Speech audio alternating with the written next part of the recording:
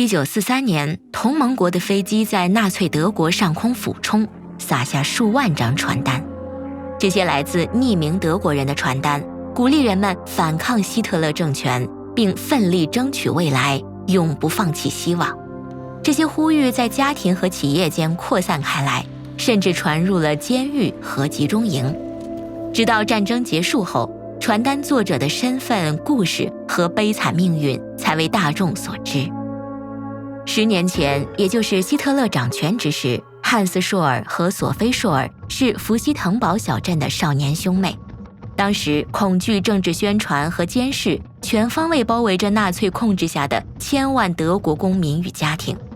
纳粹政府针对青年设立了专门机构，以监控其行为，管制其思想。汉斯曾是希特勒青年团的成员，索菲也曾加入德国女青年联盟。随着汉斯不断升官，他开始负责监督对青年的训练和教化。1936年，他被选为国家集会上的举旗手。但当他目睹了狂热的纳粹口号后，他第一次对此产生了质疑。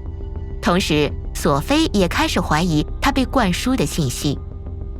他们的父母罗伯特和玛格达琳娜因害怕纳粹思想会夺走孩子，也鼓励他们勇敢质疑。在家里，罗伯特和玛格达琳娜收听外国的广播电台，这些电台先是被政府抵制，然后被禁止。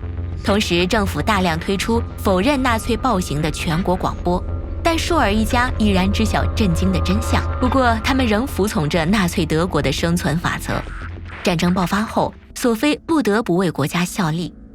汉斯被迫在慕尼黑大学求学医学期间担下军职。就在此时，汉斯遇到了克里斯托夫·普罗布斯特、维利格拉夫和亚历山大·施莫雷尔。随着时间流逝，他们对纳粹思想的愤怒越发深重。他们渴望向民众分享观点，但如何在一个遍布眼线的社会传播信息呢？于是他们决定秘密反抗。他们共同筹钱购买印刷材料，在一位熟人提供的地下室里，他们开始秘密地起草传单内容。1942年6月，神秘的反纳粹传单开始在慕尼黑出现。传单的署名为白玫瑰。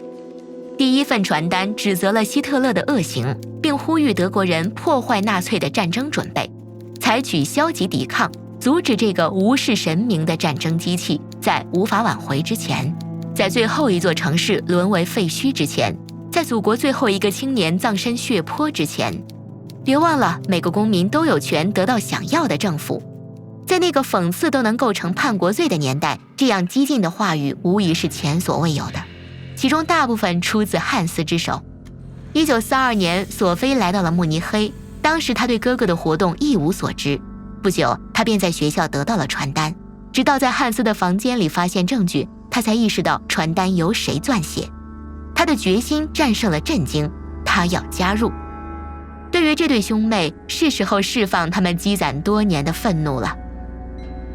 从1942年6月到1943年2月，白玫瑰组织不知疲倦的工作。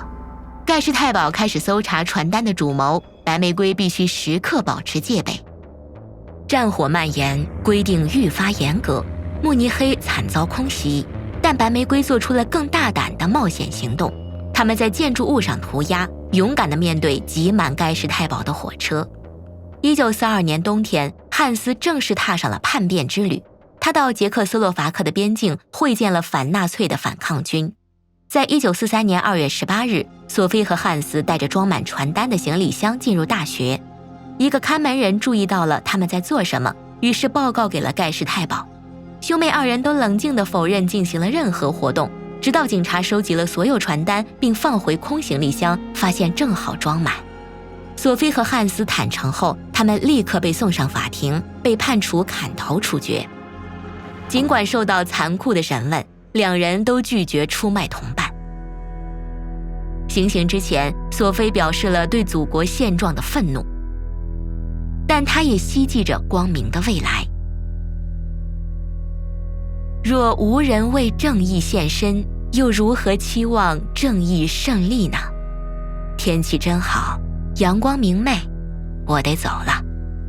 我的死亡无足挂齿，唯愿以我之死换千万人觉醒奋战。如果你喜欢学习历史，请订阅我们的频道。每周我们都会发布一些动画，从反对凯撒大帝的阴谋到香蕉的黑暗历史。